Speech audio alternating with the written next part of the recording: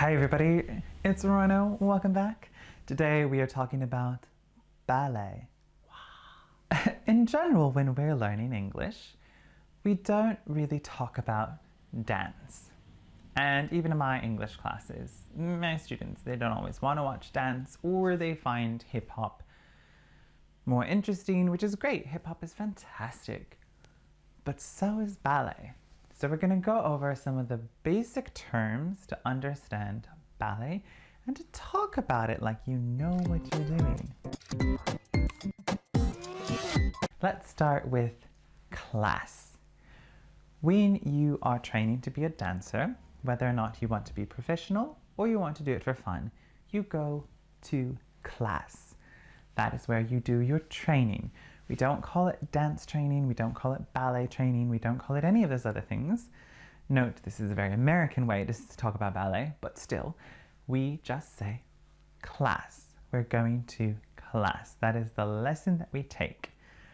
We take our lesson, our class, in a studio. The studio or dance studio is the physical room. The class is not the physical room. You could say a classroom, but you do not dance in a classroom. You take your dance class in the studio. On the floor, you'll have two options, hardwood or marley. Marley is the black vinyl type material that we dance on, and generally in a studio, you would have some kind of marley, but hardwood floors are also good. If the hardwood floor is slippery, we use a little bit of water on the bottom of our shoes, or rosin, which is a very sticky substance that they use also for artists in kind of art installations. Now, at the ballet studio, we have the bars and the mirror. When we do our exercises with the bar, we call those exercises bar, pretty much, and it usually lasts about 45 minutes. When we are dancing, we have ballet shoes, which you can also call ballet slippers. These are flat and made of canvas or leather, and everybody wears them. Then there are pointe shoes. Those are the ones that sometimes people call toe shoes. No.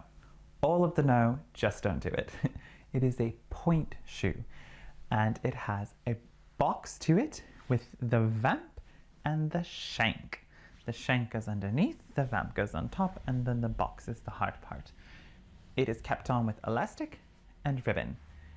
Different dancers like different things, but for the most part, you would always see ribbon and elastic on all of the pointe shoes. Now, here comes the fun part.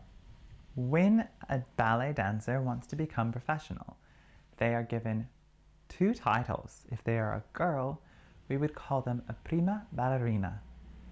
Yeah? And if it's a boy, we call them a premier danseur. We do not call him a ballerino. Which, if you called me a ballerino, because I am a ballet dancer, I'm a premier danseur, if you were like, oh, are you a ballerino? I would giggle and be like, oh, that's so cute. You don't know. But if you're not in the dance world, that's a very, very, very difficult name to think of. But in general, pointe shoes are only for girls and not usually for boys. When the two dance together, boys and girls dance together, we call that a pas de deux if there's two of them. Or pas de quatre if there's four of them. Pas de trois if there's three of them. Yada, yada, yada. Of course, all of the terms for ballet are in French as far as the steps are concerned. And when we practice for our shows, we are rehearsing.